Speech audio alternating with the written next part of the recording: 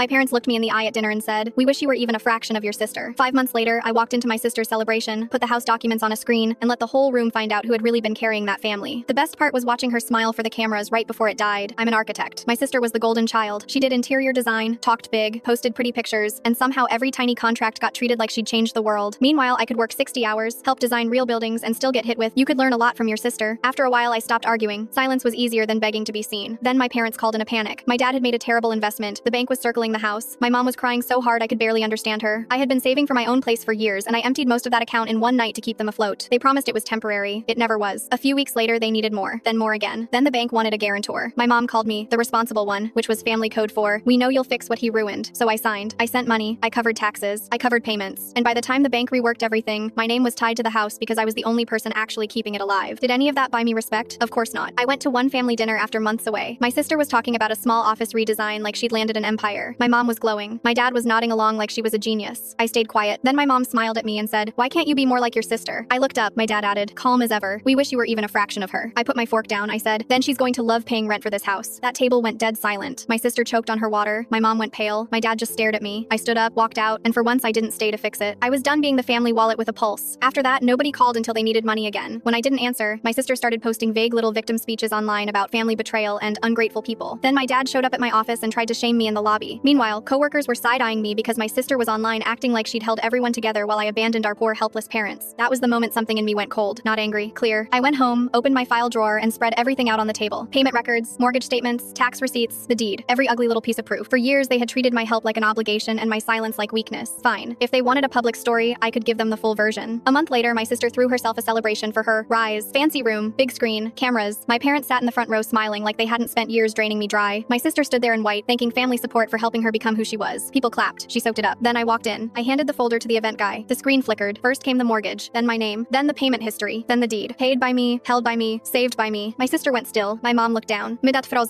The room made that awful little whisper sound people make when they realize they backed the wrong liar. My sister tried to laugh and said, "This isn't what it looks like." I looked at her and said, "Success built on lies doesn't last." Nobody clapped after that. Nobody saved her. The live stream kept rolling while I turned around and walked out, and my heels were the only thing anyone heard. The fallout was brutal. Sponsors backed away from my sister. Her biggest contract disappeared. People who had been cheering for her suddenly got very quiet. My parents sold the house and left town. They never apologized. Not once. I stopped expecting it. I moved to New York and opened my own studio. Small space, hard work, mine. And it felt better than all those years I wasted trying to earn love from people who only valued what they could use. The funniest part is that I never had to destroy them. I just stopped protecting them from the truth. So yeah, my parents spent years wishing I was more like my sister. In the end, my sister got to find out exactly what happened when I finally acted like myself. Tell me honestly, was exposing them at her event too far, or was it the first fair thing anyone had done to me?